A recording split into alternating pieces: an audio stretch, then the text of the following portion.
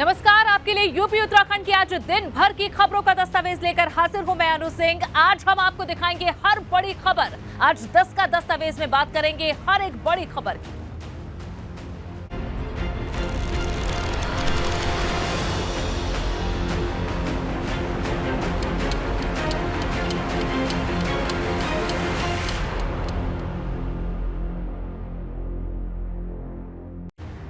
तो शुरुआत एक बड़ी खबर से। यूपी में 11 आईपीएस अधिकारियों के तबादले हुए हैं। ओमवीर सिंह गाजीपुर के एसपी बनाए गए हैं। हेमराज मीणा मुरादाबाद के एसएसपी बनाए गए हैं। वहीं दिनेश सिंह बाराबंकी के एसपी बनाए गए हैं।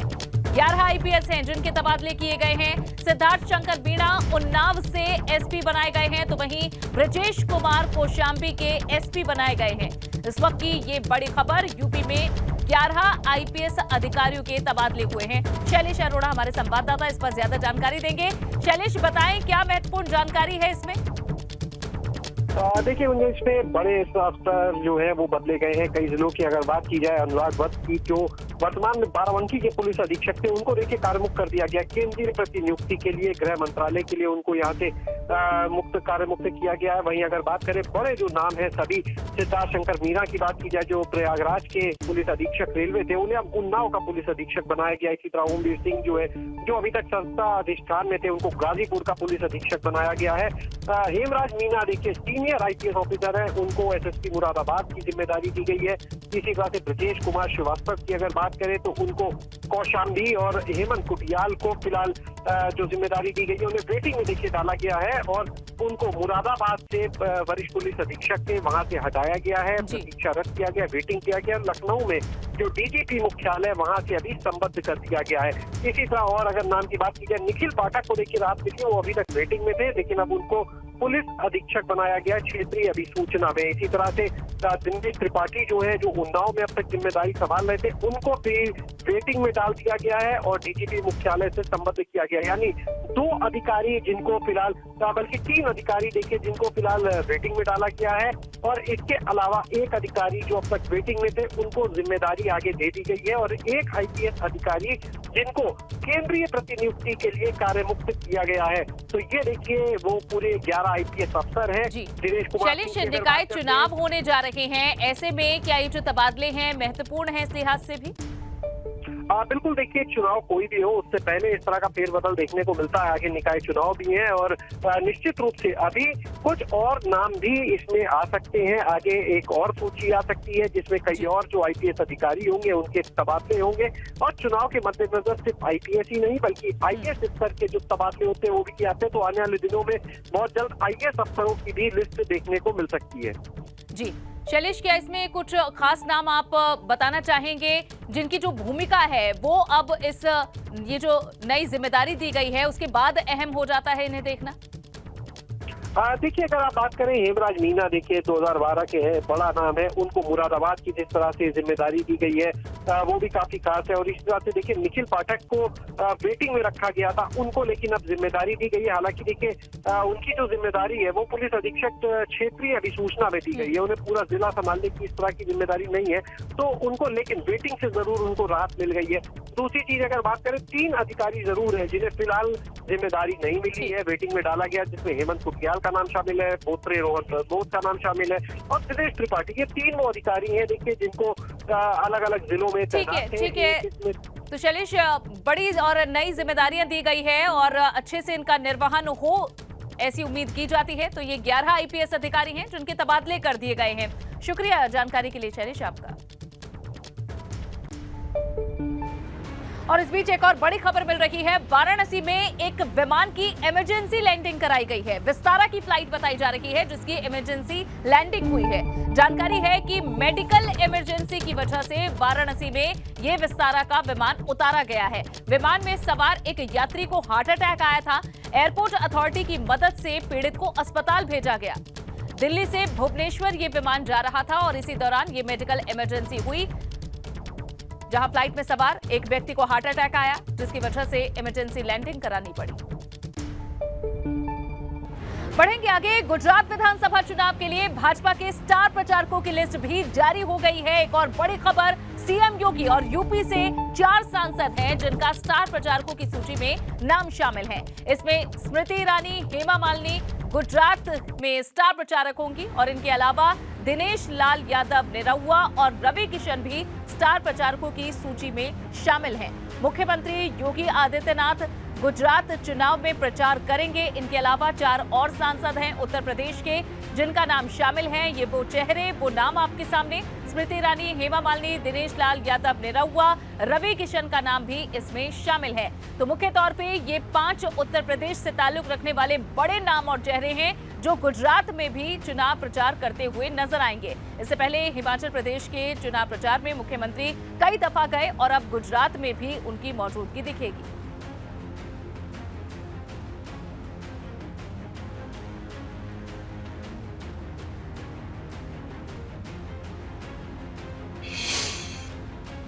बढ़ेंगे आगे। रामपुर में 12 नवंबर को गांधी स्टेडियम के मैदान में भाजपा अल्पसंख्यक मोर्चा की ओर से पसमानदा मुस्लिम समाज की एक रैली का आयोजन होगा, जिसमें यूपी के डिप्टी सीएम ब्रजेश पाठक, पूर्व केंद्रीय मंत्री मुख्तार अब्बास नकवी और यूपी सरकार के कई मंत्री शामिल होंगे। भाजपा की ये दूसरी पसमानदा मुस्लिम समाज की रैली होने जा रही है, जहां भाजपा नेताओं का दावा है कि इस रैली में 10 से 15 हजार पसमानदा मुसलमान हैं, वो शामिल होंगे। इसमें बड़ी संख्या में वे लोग शामिल होंगे जिन्हें सरकारी योजनाओं का फायदा मिला है।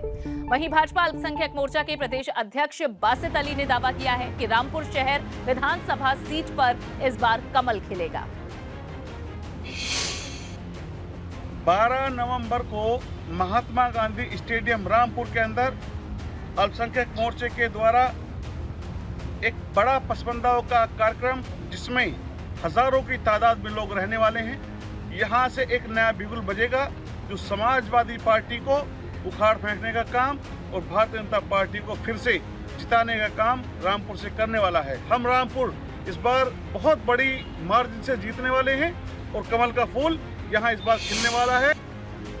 उधर यूपी के अल्पसंख्यक कल्याण राज्य मंत्री दानिश आजाद अंसारी ने कहा है कि भाजपा सरकार अल्पसंख्यकों के हित के लिए लगातार काम करने वाली सरकार है। 2017 के बाद से अब तक योगी सरकार के कामों से अल्पसंख्यक समाज के लोगों को सीधा फायदा पहुंचा है। भारतीय जनता पार्टी और उत्तर प्रदेश में हमारी योगी सरकार ये अल्पसंख्यकों के हित के लिए लगातार कार्य करने वाली सरकार है। और जिस तरीके से 2017 के बाद से लेकर अभी तक योगी सरकार के कार्यों से सीधा लाभ अल्पसंख्यक समाज को मिला है, उसमें एक विश्वास अल्पसंख्यक समाज का, खासतौर पर मुस्लिम समाज का योगी सरकार के प्रति बना है। और ये विश्वास आप देख सकते हैं कि जो आजमगढ़ और रामपुर के लोकसभा का जो उपचुनाव हुआ, या चाहे गोला विधानसभा का जो चुनाव हुआ, अभी तमाम जगह मुस्लिम समाज के लोगों ने आगे बढ़कर भारतीय जनता पार्टी के प्रत्याशी को वोट दिया, उन्हें जिताकर ये स्पष्ट संकेत दे दिया कि आज का मुस्लिम ये तरक्की पसंद मुस्लिम है और योगी सरकार के नीतियों पर विश्वास करने वाला मुस्लिम है।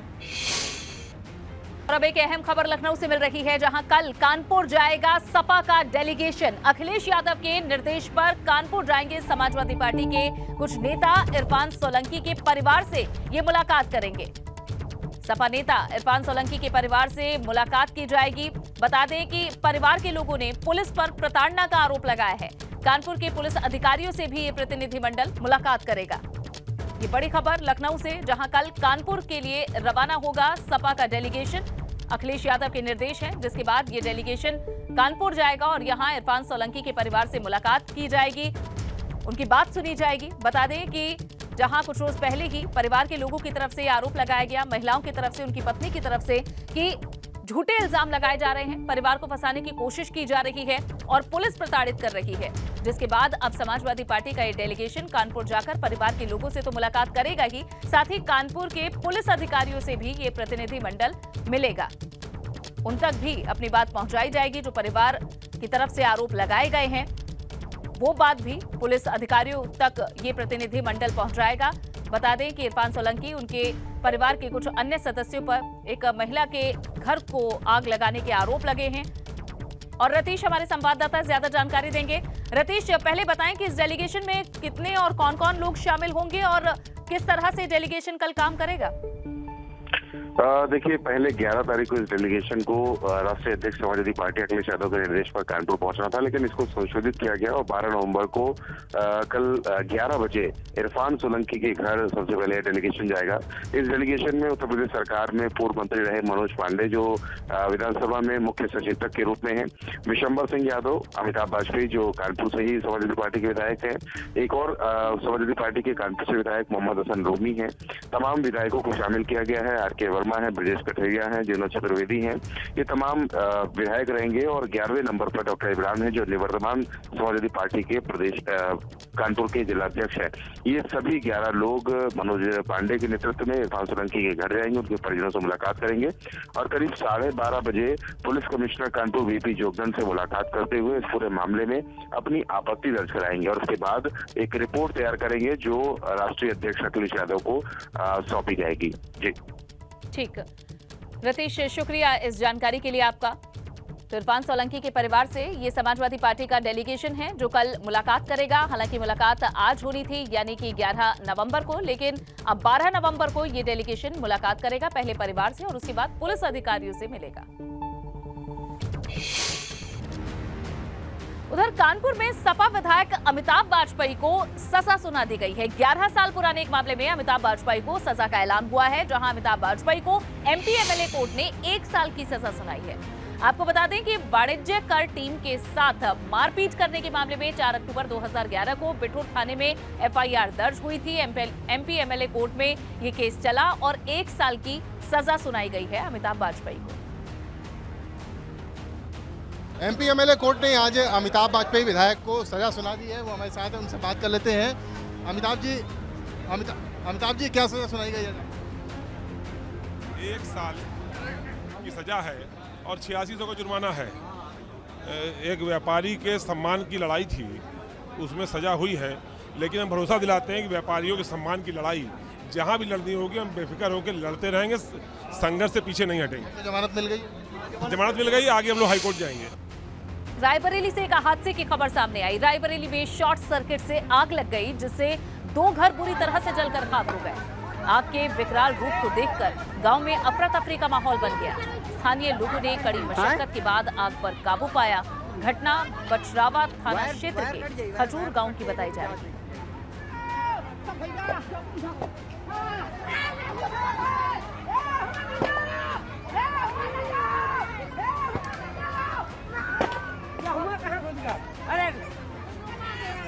रायबरेली की तस्वीर है जहां 2 घरों में आग लग गई। आसपास के लोगों ने काफी कोशिश की आग बुझाने की, लेकिन काफी नुकसान तब तक हो चुका था।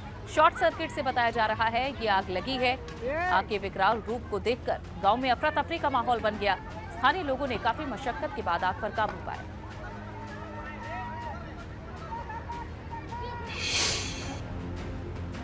बढ़ेंगे आगे। मैनपुरी में सपा प्रत्याशी डिंपल यादव के लिए सपा के पूर्व मंत्री और मैनपुरी सपा जिलाध्यक्ष आलोक शाक्य नामांकन प्रक्रिया को शुरू करने के लिए आवेदन खरीदने पहुंचे। इस दौरान उन्होंने कहा कि जिस तरह से मैनपुरी को सपा का गढ़ और नेताजी की धरती कहा जाता है, उसी तरह से इस बार भी यहां समाजवादी पार्टी का परचम लहरेगा। नामांकन आज श्रीमती डिंपल यादव जी का 4 सेटों में नामांकन लिया है और नामांकन लेने के बाद प्रक्रिया पूरी हो जाएगी तो नामांकन की डेट दिया है जी। और जहाँ तक माननीय डिंपल यादव जी का सवाल है, आपके पड़ोस के जनपद कन्नौज से सांसद रही, परिवार का मामला है जी। और परिवार ने सेंट्रल बोर्ड ने माननीय राष्ट्रीय अध्यक्ष ने तय किया, उसका हम लोग पालन करेंगे। पूरा परिवार एक है जी और एक होकर श्रीमती डिंपल यादव को जिताने का काम करेंगे।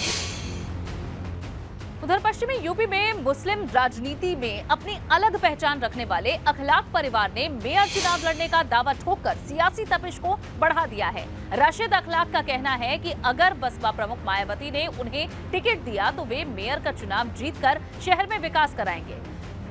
बता दें कि राशिद अखलाक ने कहा है कि वे बसपा की ही नीतियों से प्रभावित हैं और उनका मुकाबला भाजपा से ही होगा। आरक्षण को लेकर भले ही अभी तस्वीर न साफ हुई हो, लेकिन मेयर चुनाव लड़ने के जो दावेदार हैं वो जरूर सामने आने लगे हैं। मेरठ में एक बड़ा राजनीतिक घराना है जो अखलाक साहब हैं, अखलाक साहब के बेटे हैं यहाँ पर राशिद अखलाक। वो यहाँ से मेयर चुनाव लड़ने जा रहे हैं और उसको लेकर उन्होंने अपना दावा ठोका है। हाजी अखलाक साहब हैं, यहाँ से मेरठ से सबसे पहले वो विधायक रहे हैं और उनके जो बेटे हैं शाहिद अखलाक, वो मेयर भी रहे हैं, सांसद भी रहे हैं। राशिद अखलाक हैं, उन्हीं से हम बात कर लेते हैं। राशिद अखलाक जी, ये बताइए, निकाय चुनाव लड़ने जा रहे हैं, दावा ठोक रहे हैं? जी बिल्कुल। मैंने शहर से जो अपने हमारे जिम्मेदार हैं सब लोगों से बात करी है, जिन्होंने कहा है कि भाई आप उतरें और खिदमत करें, तो इसलिए मैंने दावेदारी करी है। बीएसपी से आवेदन कराया बहन जी से मैंने कि मुझे टिकट दिया जाए, तो इसलिए मैंने चुनाव लड़ने का इरादा करा। तो बीएसपी से ही लड़ेंगे? बीएसपी से लड़ेंगे। बीएसपी से मैंने 2012 में विधानसभा चुनाव लड़ा था, जिसमें बहुत कम वोटों से अंतर से मैं हार जीत हुई थी उस हमारी। अच्छा, तो कब तक लग रहा है आपको कि तस्वीर साफ हो जाए? तस्वीर बस ये 20 तारीख तक सब क्लियर हो जाएगा, जो भी है सीट के अंदर, मेयर के अंदर जो कुछ है वो सब क्लियर हो जाएगा। अगर बीएसपी से टिकट हो जाता है तो किससे आप अपना सीधा मुकाबला मान रहे हैं? बीजेपी से मुकाबला है या फिर समाजवादी पार्टी से, किसी से? फिर तो बीजेपी से मुकाबला है हमारा, और बीएसपी हमें टिकट दे देती है।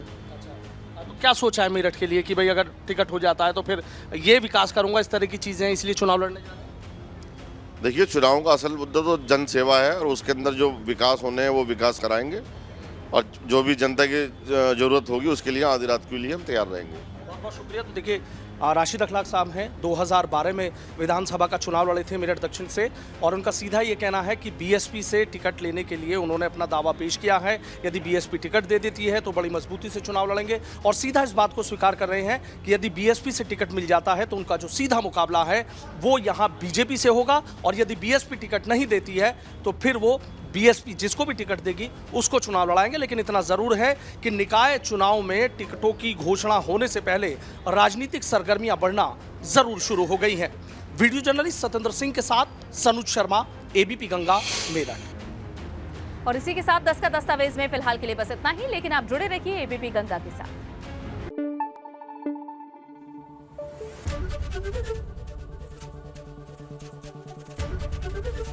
एबीपी गंगा, खबर आपकी, जुबान आपकी।